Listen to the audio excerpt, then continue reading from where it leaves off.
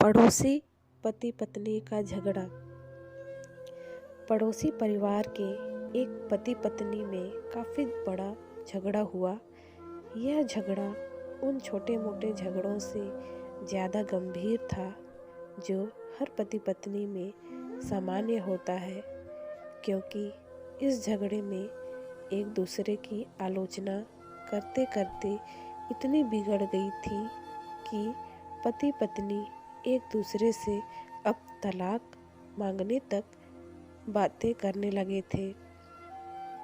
पड़ोसी परिवार के बाकी के सभी लोग बहुत परेशान हो गए और वह सब किसी तरह इन दोनों को समझाकर इस झगड़े का अंत करना चाहते थे। जब सभी के प्रयास काम नहीं आए तो वे लोग पति पत्नी के इस झगड़े को घर के बड़े बुजुर्ग सदस्य यानी दादाजी के पास लेकर गए।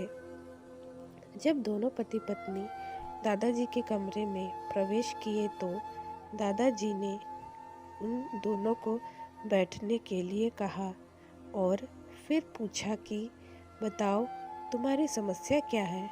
दोनों पति पत्नी एक साथ बोल पड़े और एक दूसरे पर आलोचनाओं की झड़ी लगा दी। जितनी कमियां पत्नी अपने पति में गिना रही थी, उससे ज़्यादा कमियां पति भी अपनी पत्नी में गिना रहा था और कई मिनटों तक यह सिलसिला चलता रहा। दादाजी ने भी इन दोनों को नहीं रोका और इनको अपना अपना गुस्सा एक दूसरे पर उतारने दिया। आखिर में जब दोनों एक दूसरे की बुराइयां करके थक गए और शांत हो गए, तब दादाजी ने उन दोनों से कहा, अब दोनों एक दूसरे की कुछ अच्छाइयाँ बताओ।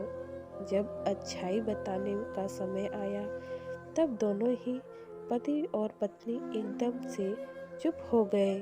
शायद गुस्से में उन्हें कुछ याद नहीं आ रहा था, फिर गुस्से की वजह से ही वह एक दूसरे की अच्छाइयाँ बताना नहीं चाहते थे।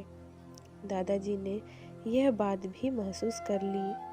थोड़ी देर जब कोई भी नहीं बोला तब दादाजी ने कहा, अच्छा ठीक है, यह लो पेपर और पेन और एक दूसरे की अच्छाइयाँ इसमें लिखो।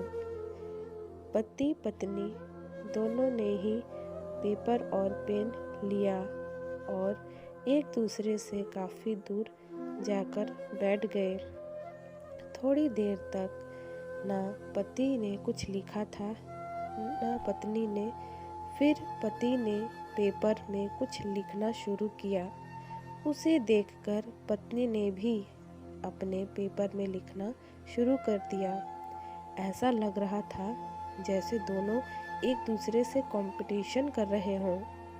काफ़ी समय तक दोनों ने पेपर में लिखा और जब पेपर लिखावट से भर गया तब दोनों ही अपना अपना पेपर लेकर दादाजी के पास उन्हें देने के लिए गए।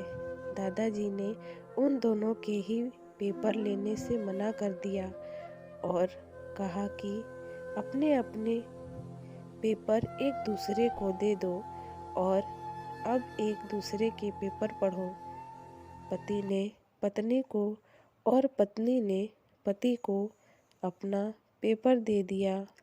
वे एक दूसरे के पेपर पढ़ने लगे। थोड़ी देर बाद पति और पत्नी दोनों के ही आंखों में आंसू थे। पेपर में अपने बारे में लिखी अच्छाइयाँ पढ़कर पत्नी तो फूट फूट कर रोने लगी। पत्नी को रोता देख पति उसे चुप कराने के लिए दौड़ पड़ा और माफ़ी मांगते हुए उसे मनाने लगा। पत्नी ने भी पति से माफ़ी मांगी और माहौल ऐसा हो गया जैसे कभी कोई झगड़ा हुआ ही नहीं था। दोस्तों, कमियां और खूबियां जगत के हर इंसान में होती हैं।